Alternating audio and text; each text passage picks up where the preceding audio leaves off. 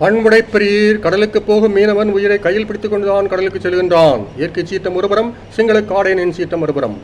கச்சைத்தீவு 17ஆம் நூற்றாண்டு வரை ராமநாதபுரம் சேதுபதி கையில் தானே இருந்தது. தங்கு தடையின்றி நம்முடைய மீனவர் அங்கு சென்று மீன் பிடித்தார்களே.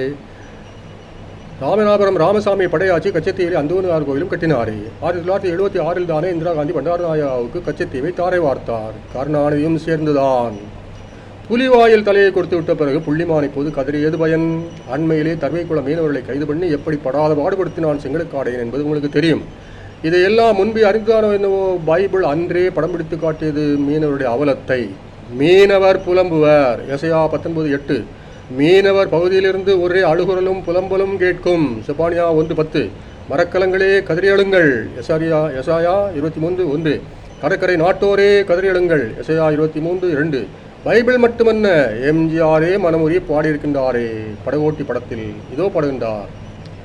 தாரை மேல் பிறக்க வைத்தான், எங்களை தண்ணீரில் பிழைக்க வைத்தான்.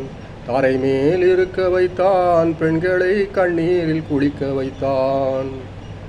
கட்டிய மனைவி தொட்டில் பிள்ளை, உறவை கொடுத்தவர் அங்கே. அலைகடல் மேலே அலையாய் அலைந்து உயிரை கொடுப்பவர் இங்கே. வெள்ளி நிலாவே விளக்காய் எரியும், கடல்தான் எங்கள் வீடு. முடிந்தால் முடியும், தொடர்ந்தால் தொடரும், இதுதான் எங்கள் வாழ்க்கை, இதுதான் எங்கள் வாழ்க்கை. கடல் நீர் நடுவே பயணம் போனால் குடிநீர் தருபவர் யாரோ.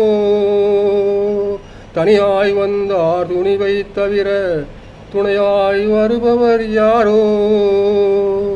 ஒரு நாள் போவார், ஒரு நாள் வருவார், ஒவ்வொரு நாளும் துயரம்.